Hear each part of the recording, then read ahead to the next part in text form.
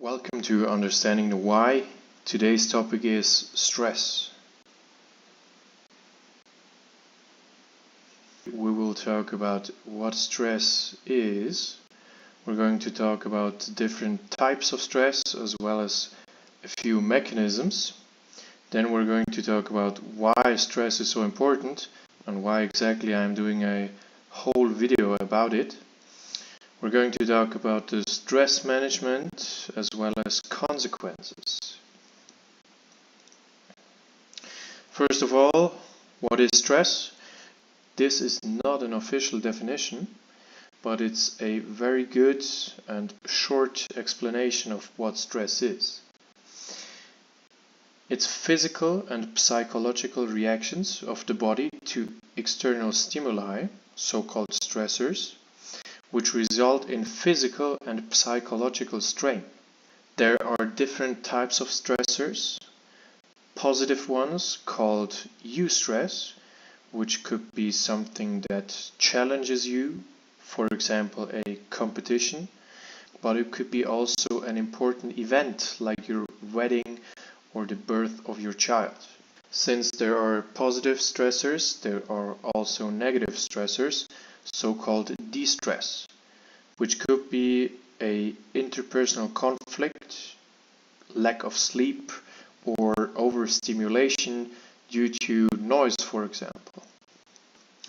To understand stress a little better, I think it is important or smart to have a little background knowledge about the nervous system. So the nervous system is basically the combination of the central and the peripheral nervous system. The central nervous system is the brain and the spinal cord, whereas the rest is basically the peripheral nervous system. The peripheral nervous system can again be categorized into two groups: the somatic group or the somatic nervous system, which are things that you can voluntarily influence. For example, the movement of your skeletal muscle. If you want to flex your biceps, you can do this basically all the time if you want to. On the other hand, there's the autonomic nervous system, which can again be divided into sympathetic and parasympathetic. This nervous system regulates everything that you cannot directly influence, for example your heart rate. You can influence your heart rate by going sprinting, for example, but you cannot just voluntarily or decrease it. At all times, there's either the sympathetic or the parasympathetic nervous system active, or some kind of combination. You might have heard of the fight and flight response. Let's imagine back in the days you're hunting in the woods or gathering food and suddenly there's a lion in front of you. You have different tactics to avoid getting killed. One would be to fight the lion, if you have a chance, or you could flee. Theoretically, there are more like freezing and acting as if you weren't a human being that could be eaten, or if you're an animal to fuck, so reproduce before you get killed, basically. Now, these fight or flight responses are part of the sympathetic nervous system. So there are stress hormones getting released, for example cortisol, adrenaline, noradrenaline, and therefore different physical adaptations occur, like, as I mentioned earlier, increased heart rate. This in the end should allow you to physically and mentally prepare you to cope with the situation. Now there are different reactions, so your heart rate increases, your blood pressure increases, and so on, but also there are things that are getting regulated the other way. For example, your digestion is getting slowed down because that's not prioritized at the moment. On the other hand, from the sympathetic nervous system, the parasympathetic nervous system, it's basically the other way around. So whenever you're relaxing, making a siesta after eating some good lunch, your heart rate will decrease, your blood pressure will decrease, and your digestion will be activated more. So it's more of a relaxed state. Okay, so far so good. But why is it important? Here we can see a graphic from YLM Sports Science, which is the recovery pyramid. On the bottom, there's the most important thing to adhere to get a good amount of recovery. On the top, there's the non-essential stuff. As you can see, sleep and downtime is the base. You need to have good sleep, quality and quantity, as well as here mentioned routine and mental recovery or relaxation.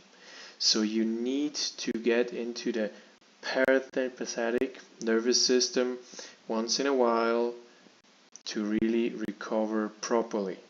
Today we're not going to talk about everything above, so nutrition and stuff will be a topic for later on, for a different understanding of why.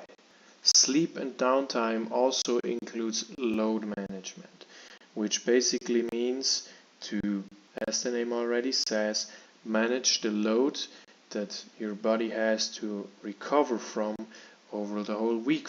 Now in the end, our goal is to avoid excessive stress and therefore avoid physical impairments like impaired sleep or impaired concentration, and also avoid a weakened immune system, which could lead to a higher risk of various diseases and injuries.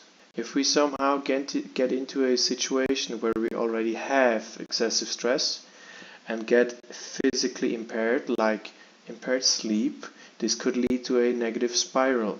So we have impaired sleep because of the excessive stress, which again leads to more stress, and we somehow need to find a way out of that negative spiral. Now, how do we manage stress? Let's get back a little bit and not assume that we're already in a situation with a very excessive amount of stress.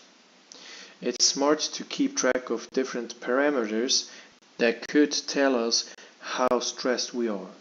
First of all, there's the psychological well-being. So, how irritable are you? Are there any physical impairments, like as I said, impaired concentration? How high is your motivation compared to the usual level? Do you feel demotivated a lot of times? Are there any depression-like symptoms, or are you feeling energyless? This could all be symptoms or signs that your stress level is going to be or is already excessive. This is very subjective. There are a few other more objective parameters, like vital parameters, for example resting heart rate, that could tell you that your stress level is higher than usual. So if you're measuring your resting heart rate every morning, for example, and it is usually around 50, and you're getting a lot of work, a lot of training, etc., and suddenly your resting heart rate is 60, 70 in the morning, that could be a sign to take a closer look at the whole situation. Sleep is a good keyword. If you sleep the same amount, the same quantity as usual, but it's not enough anymore to fully recover, which it was a few days or weeks ago, this could also be a sign. Maybe you're also making more mistakes, whether in practice, at work, in school. Maybe have more aches and pains as usual that cannot be explained with other reasons. Now these are a lot and very different points that could be telling you a lot about your stress level. If you now feel like, oh, that sounds like me, it might be smart to start a diary, to write down and monitor, analyze exactly these or more key points during the day. Now what if you notice that your stress level is already higher than usual? First step would be self-management, so trying to take care of it by yourself. One point could be prioritization. So if you plan your week, for example, and you're always prioritizing your work or your training over everything else, and the time that is left in the day is going to be the sleep, whether it's 5 or 7 hours, that might not be a good approach. You might to rearrange and prioritize it differently. You might be smart to first plan your sleep schedule and everything that you cannot or you can hardly change, like your work, and then fit the training right around it and not the other way around. With that, oftentimes you can already regulate your stress a good amount, and if it doesn't work or if it's not enough, you might need to manage your stressors. Analyze what kind of stressors are there, especially de-stress, work, relationships, training, etc., etc. Cut all the useless, especially de-stress, and focus on the important things. Also avoid fighting symptoms, like if you're impaired in your sleep schedule. Caffeine might be one of the worst decisions in these situations, because it just positively affects the negative spiral. We don't need that.